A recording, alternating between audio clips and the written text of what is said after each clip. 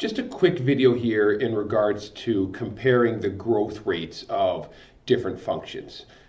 As we get deeper into this idea of series, we're interested in does the series converge?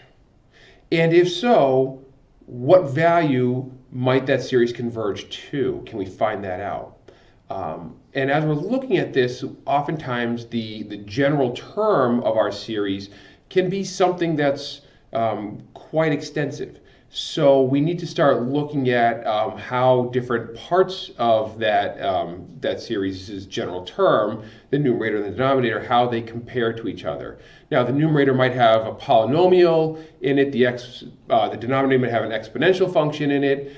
So we're starting to look at how do these different types of functions actually compare when we're talking about their growth rate. So, exponential versus polynomial versus logarithmic versus factorial. Again, for factorial, the idea behind those, remember n factorial, that's equal to n times n minus 1 times n minus 2 times all the way down to when you eventually get to 1. All right, so for example, if we're interested in 5 factorial, that's equal to 5 times 4 times 3 times 2 times 1.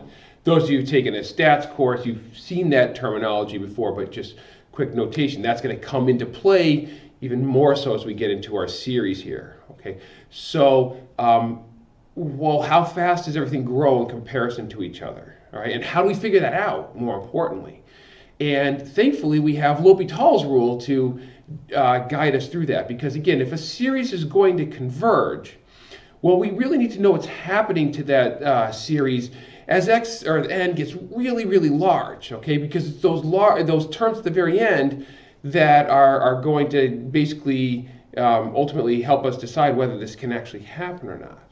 Okay, so what do we need to do? We need to find out what's going on as x or n is heading towards infinity. All right. So in general, if we're interested in finding out whether or not one function grows faster than another, we can take the limit as x approaches infinity of one function over the other. Right? And we know from back in the earlier part of the course that this idea right here, that that gives us infinity over infinity, infinity in the numerator, infinity in the denominator, that will be a limit that does not exist. And we can use L'Hopital's rule to see if we can actually come up with a better idea. Well, if we use L'Hopital's rule, we can ultimately still eventually determine that the limit does not exist. In other words, it equals infinity, if you will. Then that means that f of x is growing faster. All right? The numerator is growing too fast for the denominator. All right? On the other hand, if we can determine that this limit is equal to 0, well, then we know that the g of x function, the denominator, is growing faster than the numerator. All right? So ultimately, we get division where that division leads us towards 0. And the third option, again, is that we get some kind of rational number L, okay, where L is not equal to 0. And if that's the case, then we're going to say that the two functions, or the two parts, the numerator and the denominator, they grow at the same rate. Right?